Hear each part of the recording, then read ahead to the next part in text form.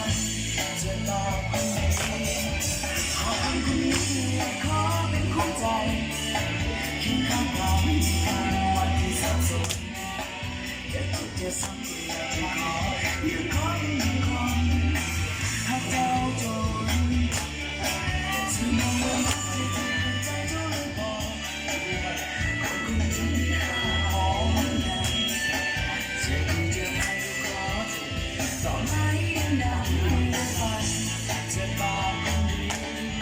ขอเป็นคนนี้และขอเป็นคนใจคิดข้างกายเป็นวันที่สับสนจะเจ็บจะสับบ่อยอยากที่ขออยากขอให้ขอ